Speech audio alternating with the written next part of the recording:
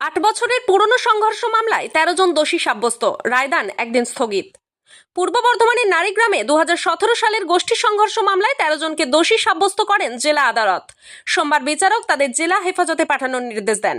তবে অভিযুক্তদের মধ্যে ৪ জন অসুস্থ হয়ে পড়ায় মঙ্গলবার রায় ঘোষণার দিন স্থগিত রাখা হয়। বুধবার ভার্চুয়াল শুনানির মাধ্যমে তাদের সাজা ঘোষণা করা হবে। জানা গেছে, ২০১৭ সালের ৫ই সেপ্টেম্বর নারীগ্রাম দাসপাড়ায় তৃণমূলের গোষ্ঠী সংঘর্ষে আক্রান্ত হন তৎকালীন পঞ্চায়েত সদস্য জীবন পাল। অভিযোগ, শাসক দলের একাংশ তাকে বেধড়ক মারধর করে, এমনকি তার বাবার ওপরও হামলা চালানো হয়।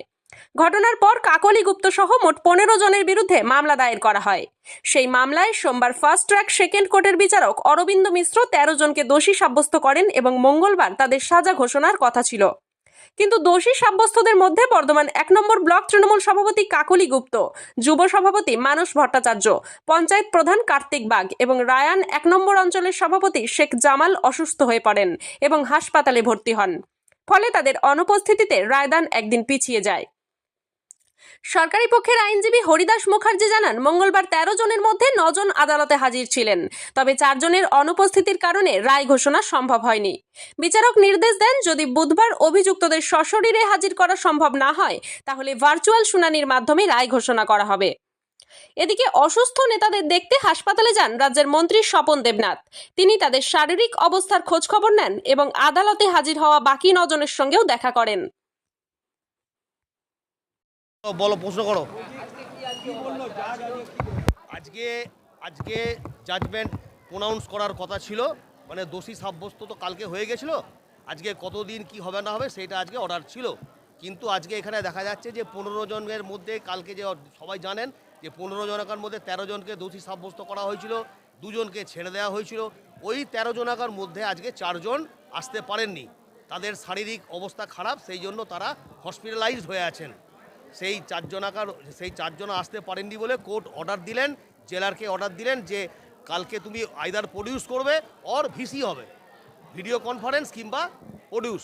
এবার জেলারের কাছে অর্ডার যাবে, জেলার অর্ডার যাওয়ার পরে জেলার এবারে কী করবেন সেটা ওনার ব্যাপার, উনি কোর্টকে জানাবেন, উনি কোর্টের অর্ডারকে উনি মানবেন, তারপরে উনি যা করবেন সেটা কোর্ট আবার দেখবেন যে কী। এবার কোর্ট যদি স্যাটিসফাইড হন কোর্ট নেক্সট অর্ডার দেবেন, যা হওয়ার কালকে হবে। ওনাদের শারীরিক অসুস্থতার জন্য মেডিকেল পেপার দিয়েছে, হ্যাঁ, এবং ওখান থেকে রিপোর্ট এসেছে যে আজকে প্রডিউস করা গেল না, দে আর অ্যাডমিটেড ইন দ্য BMCH। আজকে হ্যাঁ ১৩ জনকার মধ্যে আজকে ৯ জন এসেছিল আজকে। হ্যাঁ, ওই তো তারা তো আবার আজকে যেখানে থেকে নিয়ে এসলো সেখানেই যাচ্ছে। আমার নাম হরিদাস মুখার্জি, আমি এই কেসের সরকারি আইনজীবী। একদিন দিলে হলো, সেটা তো মানে রিপোর্ট, মানে পেপার, অ্যাজ পার পেপার, সেটা as per paper, as per order.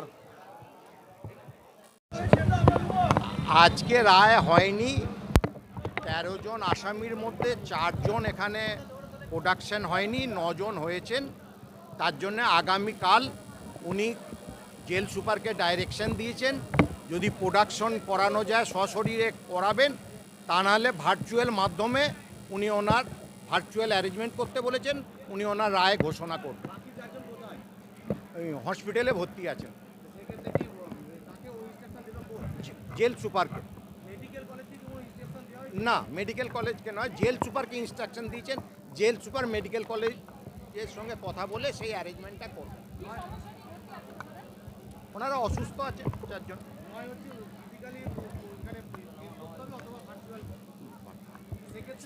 Physically present থাকবেন, নাহলে ভার্চুয়াল অ্যারেঞ্জমেন্টও করতে পারেন, সেটা সকলের জন্যও করতে পারেন, ওদের ৪ জনের জন্যও করতে পারেন।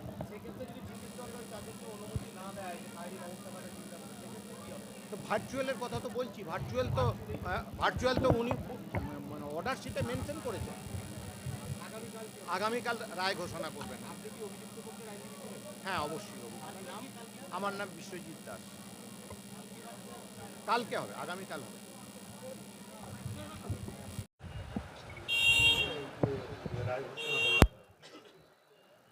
আদালতের রায় আদালতের বিষয়, তা ও বিষয়ে কোনো মন্তব্য করব না। কিন্তু আমাদের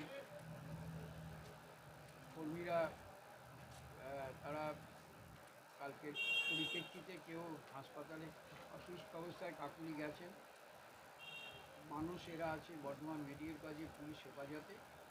আর জেলখানায় গিয়েছিলাম, খবর পেলে ওদের অলরেডি কোর্টে পাঠিয়ে দিয়েছে, আমি ওদের সঙ্গে দেখা করতে এসেছিলাম। এরকম অনেক ঘটনাই ঘটেছে, বিচার একটা কোর্টে হয়েছে, আরও তো অনেক আদালত খোলা আছে। কিন্তু কিন্তু বিপদের সময় আমরা কর্মীর পাশে ছিলাম, আছি, থাকবো, তাই দেখা করতে এসেছি।